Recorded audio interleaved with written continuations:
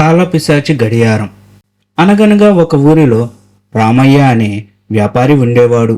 అతనికి పాత వస్తువులంటే చాలా ఇష్టం. ఒకరోజు పక్క ఊరి సంతలో ఒక పురాతనమైన చెక్కతో చేసిన పెద్ద గడియారం కనిపించింది. అది చాలా తక్కువ ధరకే వస్తుండటంతో రామయ్య దాన్ని కొని ఇంటికి తీసుకువచ్చాడు.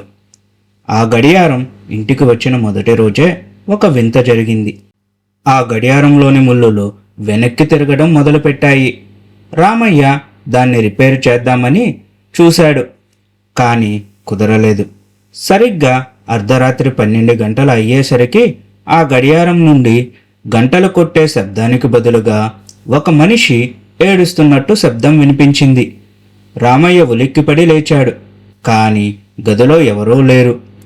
మరుసటి రోజు నుండి రామయ్య భార్య ప్రవర్తనలో మార్పు వచ్చింది. ఆమె గంటల తరబడి ఆ గడియారం వైపే చూస్తూ నిలబడసాగింది. ఆమె కళ్ళు క్రమంగా పసుపు రంగులోకి మారిపోయాయి. రామయ్య పిలిచినా ఆమె పలికేది కాదు.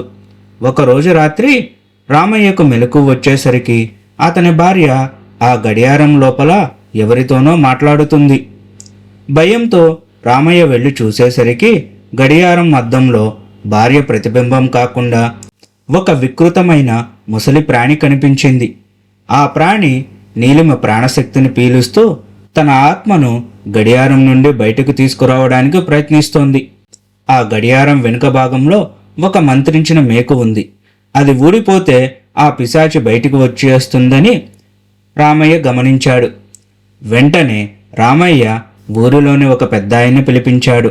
ఆయన ఆ గడియారాన్ని చూడగానే, రామయ్య, ఇది సాధారణ గడియారం కాదు, ఇది కాలపిశాచి బంధనం. ఎవరో మాంత్రికుడు తన ఆయుష్ పెంచుకోవడానికి ఒక ఆత్మను ఇందులో బంధించాడు. నువ్వు దీన్ని ఇప్పుడే నాశనం చెయ్యకపోతే మీ అందరినీ బలి తీసుకుంటుంది అని హెచ్చరించాడు. ఆయన సూచన మేరకు రామయ్య ఆ గడియారాన్ని ఊరి బయట ఉన్న శ్మశానంలో కాల్చివేశాడు. ఆ గడియారం కాలుతున్నప్పుడు అందులో నుండి ఒక భయంకరమైన అరుపు వినిపించింది. నల్లని పొగ ఆకాశంలో కలిసిపోయింది.